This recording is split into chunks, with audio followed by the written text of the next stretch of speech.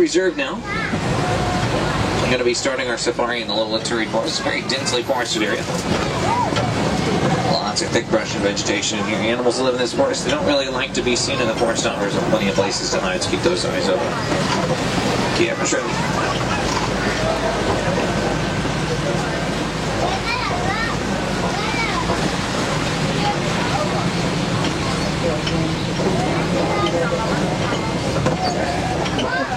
There's some stuff hiding back there in the bushes on the left, behind that bamboo. Big tan antelope up there. It's a greater kudu, the second tallest of the antelope species in Africa. The males can be 5 foot tall at the shoulders.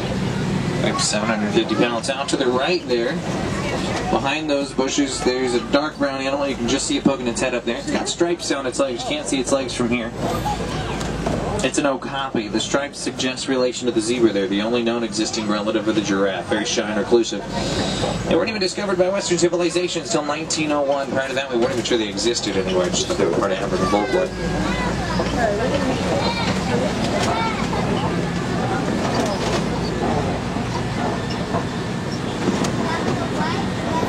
Some yellow-billed stork out there and clear to the left. Predatorous birds, snakes, fish, lizards, frogs sometimes. Even other small birds.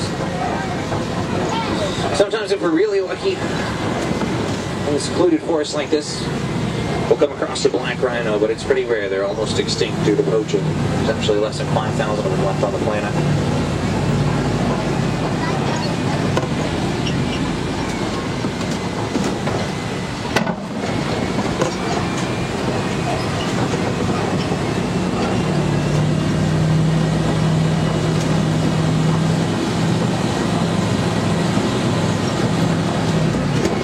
To the left there. Big black and white stork in the distance with the orange bill. Those are saddle-billed stork, tallest stork in Africa, about 5 feet tall. Got a nearly 9 foot wide wingspan. It's almost as wide as this truck.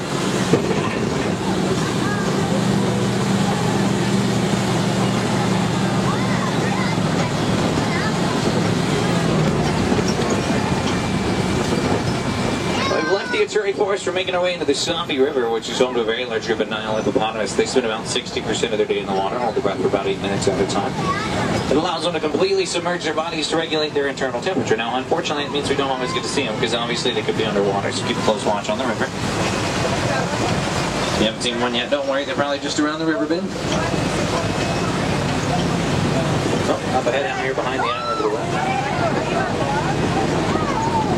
Now on the island, those big gray and white birds there, those are African pink-backed pelicans. They like to nest in trees. They live together in very large colonies. Sometimes upwards of 500 pairs. A whole bunch of hippos underwater here. These again are Nile hippopotamus. Birth of baby hippo weighs about 85 pounds. By the time it's full grown up to male, you tip the scale at about 5,000 pounds. Get to be that big weight, about 150 pounds of vegetation overnight.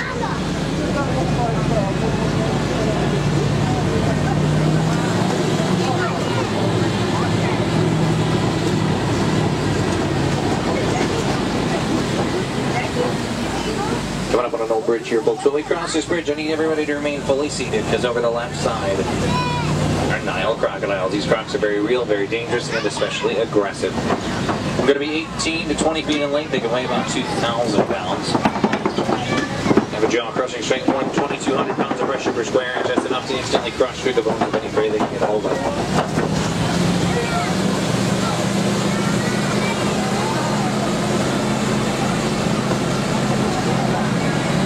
We're leaving the forest environment entirely. We're going to head out for the open savanna, which is a completely different ecosystem. Also home to quite a few different animals. You know, speaking of different, coming up ahead here, just off the right-hand side, we're going to pass a very large, slightly strange-looking tree. It's a baobab tree. Now, they will survive extensive periods of drought by storing water in their massive trunks, and they go leafless for about 9 months out of the year. It gives the branches a root-like appearance. That's why locals here like to call them upside-down trees.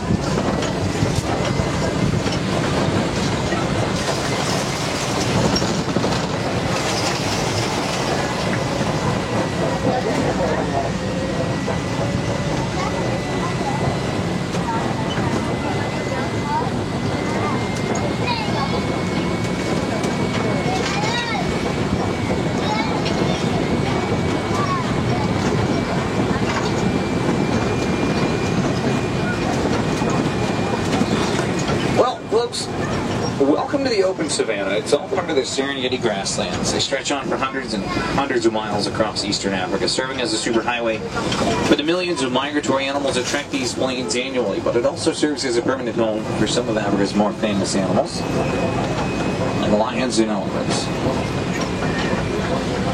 This is the wild Africa we're all working very hard to conserve.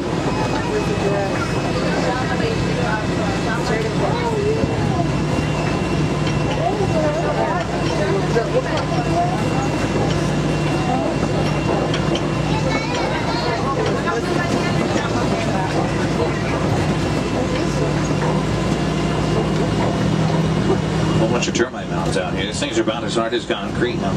Elephants use the big ones for a sort of back scratcher, but once they wear them down, the antelope and gazelle jump on top, use them as a vantage point, look out for predators like lions and cheetahs. Giraffe out there to the left, a few of them. Those are Maasai giraffe, named for the region they're most commonly found in the Maasai Mara. That's in Kenya. They are a smaller subspecies. The males are only about 15 to 17 feet tall.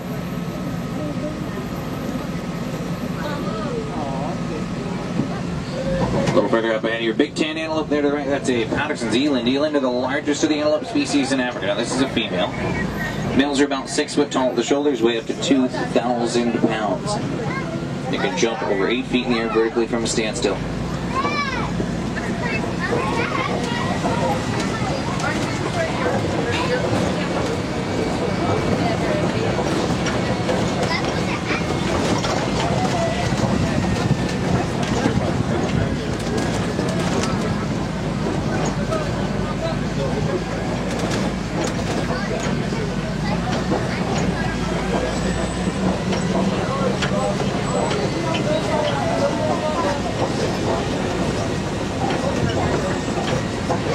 You know, the landscape here is almost completely developed by animals.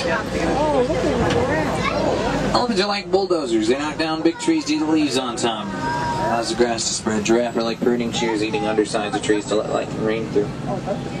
Antelope, zebras, and wildebeest mow down tall grass, allowing new sprouts to grow in. Then the little nibblers, like the warthogs and the gazelles, well, they trim up the edges in a naturally balanced system.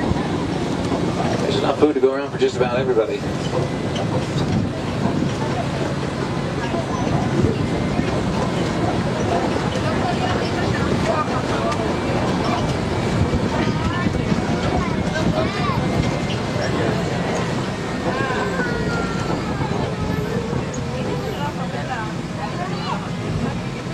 Another the Maasai giraffe here to the left.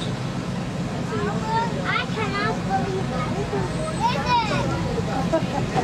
And giraffes spend about 18 hours a day eating. They'll take in about 100 pounds of vegetation daily. However, they need a little more than 30 minutes of sleep to remain fully active.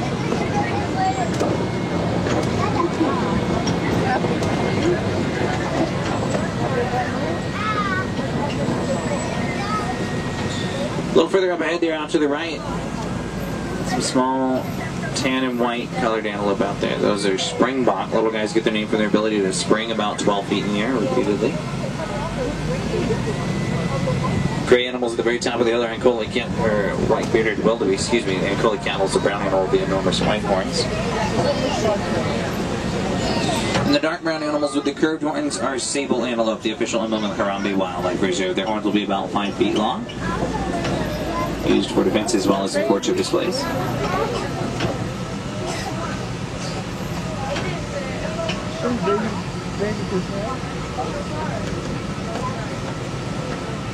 Yeah, it looks like a boy.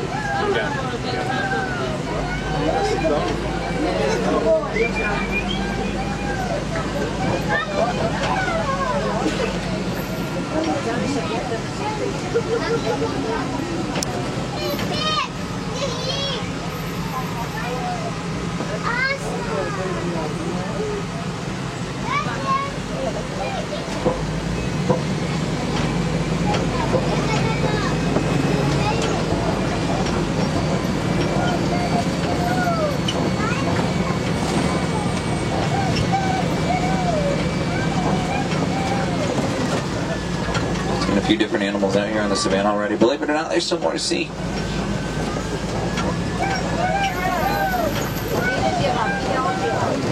We're about to make our way to elephant country.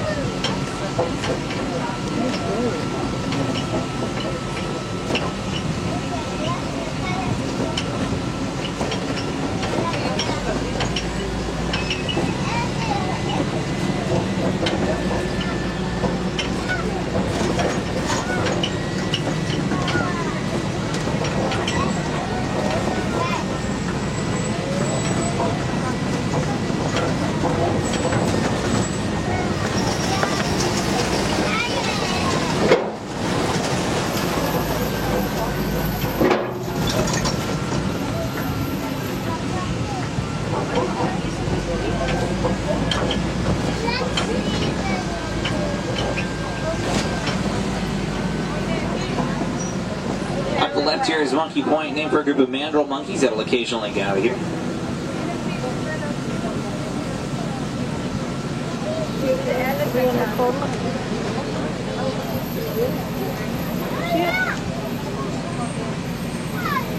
Mandrills are the largest and most colorful monkey in Africa. Dominant males can weigh up to 100 pounds, and a big bull elephant out to the right there. Big guy probably weighs about 12,000 pounds. Try and get another look at him a little further down the road here.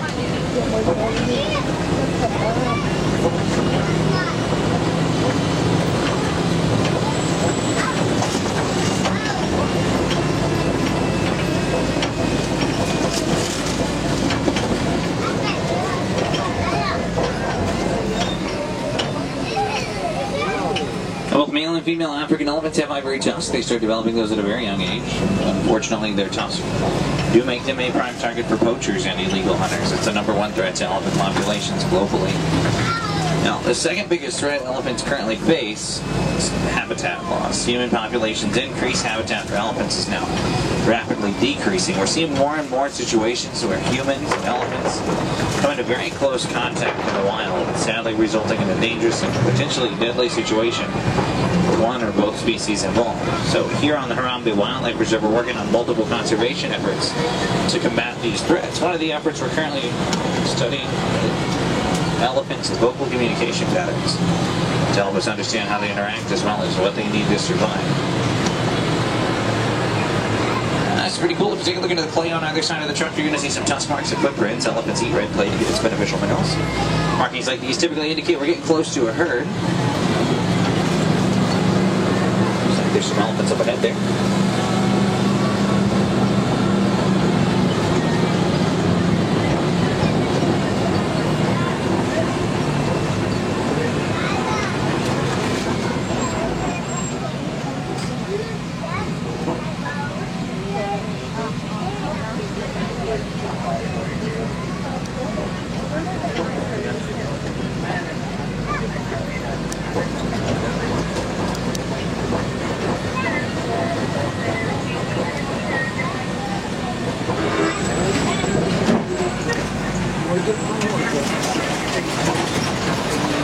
My radio decided to start working. Let's see if I can pick up the Harambee station. There we go.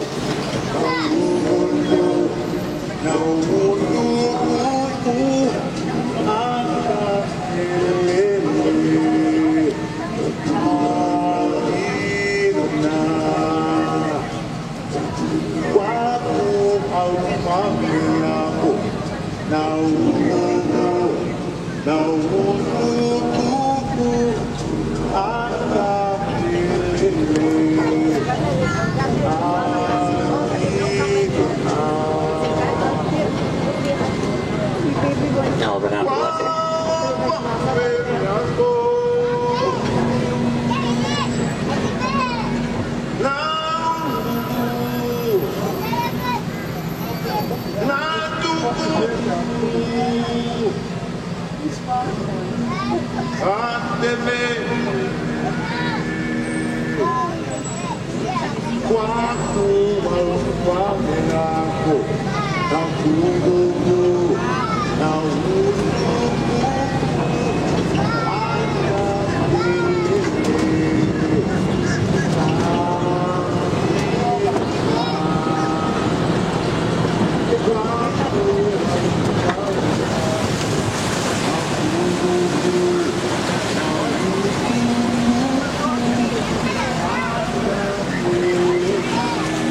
the left there to the left. The elephants have surprisingly exceptionally sensitive skin. Sometimes you'll see them throwing dirt and sand onto their back. They do that pretty much to make a sunblock.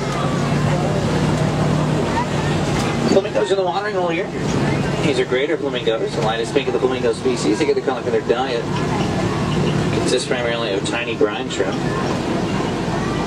Other keratin-enriched crustaceans. When a flamingo hatches, they're entirely gray in color.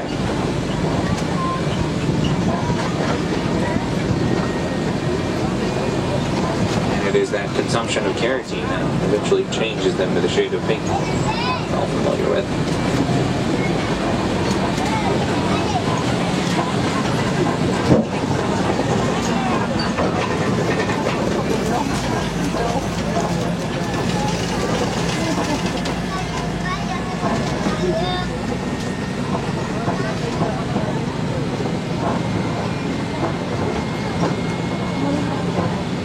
Big mud wall out in the clearing there to the left. Good sign there could be rhinos in the area. Rhinos like to roll around in the mud. They completely coat their skin with it. Use it like a sunblock, just like elephants. Now, judging from the terrain here, if we do find any rhinos, they'll most likely be white rhinos. They prefer the open savanna environment.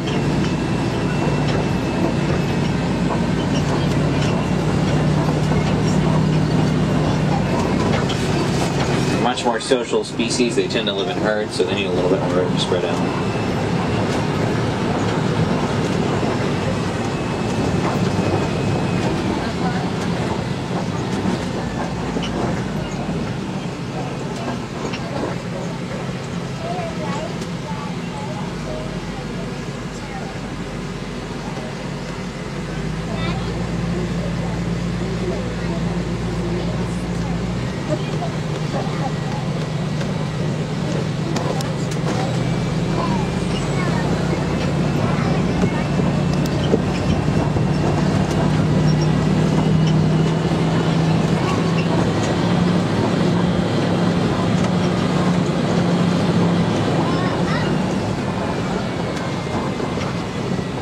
This is really kind of hard to spot, but if you look real close into the shade there, you can see a cheetah just flicked her tail.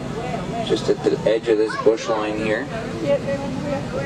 Fastest cats in Africa with a top running speed of about 70 miles an hour. Makes him the fastest land mammal on the planet.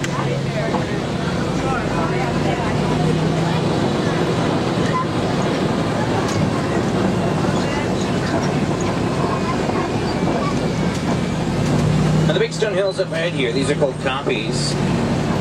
These rock formations jut out all across savannas of Africa. Big cats like lions. They use them as a vantage point to look out for their prey in the tall grass, but also as a place to lay around and relax. Lions spend about 18 to 20 hours out of the day almost completely inactive, and about 16 of those hours gotta be spent sleeping. They're primarily a nocturnal hunter, so they sleep through the day and hunt through the night. A couple of scimitar horned orcs here to the left. Named for that Middle Eastern sword those 42-inch horns resemble. Extinct in the wild, they can only be found on reserves.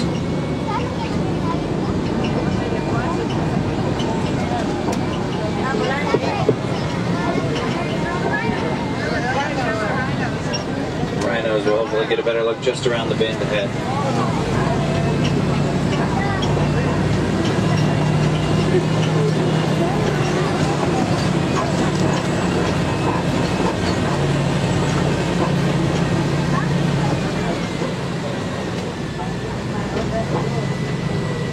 Looks like with lions today.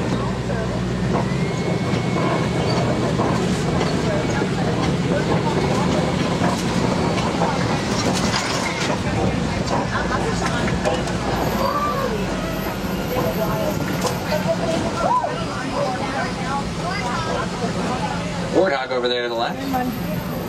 Largest burrowing animal in Africa. Dig a burrow back in, expose their chest to protect themselves from predators.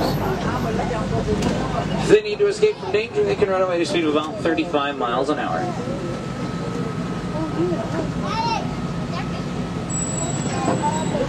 A couple of bontebok up ahead here on either side of the road. And an ostrich nest here.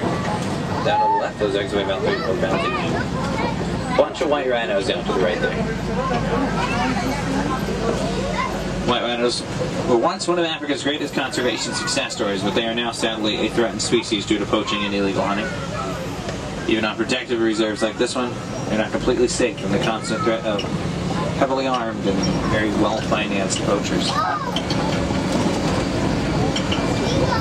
Ostrich up ahead there to the right, largest birds in the world. Completely flightless. However, they can run close to 40 miles an hour.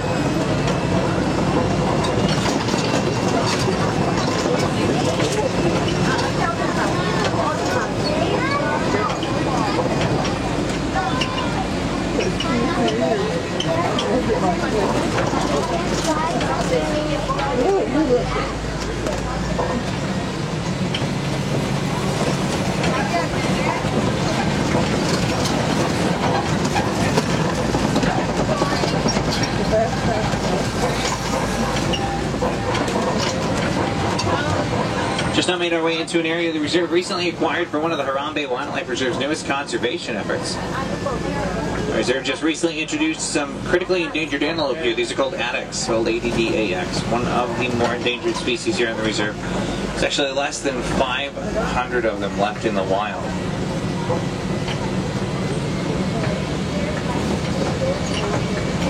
Now they are a desert antelope, so they're pretty resilient. They can survive almost their whole lives without ever drinking water.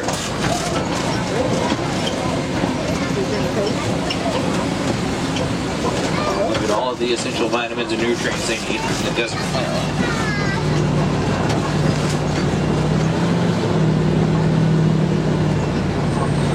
Crucial when we make conservation efforts like this that they don't just benefit animals, they have to benefit the local residents nearby as well. So we work very closely with multiple conservation organizations to ensure this happens. Now these organizations offer programs that will help teach locals how to develop alternate, more humane methods of protecting their crops and their livestock, while other organizations offer jobs to help replace the economic incentives provided by poaching. But in the end, the main goal of conservation, well, is still today what it's always been. That's to help balance the needs of both humans and animals. That way everybody wins.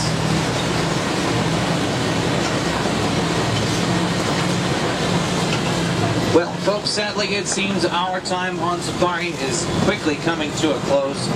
We're going to be returning to the Warden's Post that I picked you up from in just a few moments. But always remember, even you in your own backyard, conserve wild animals in wild places.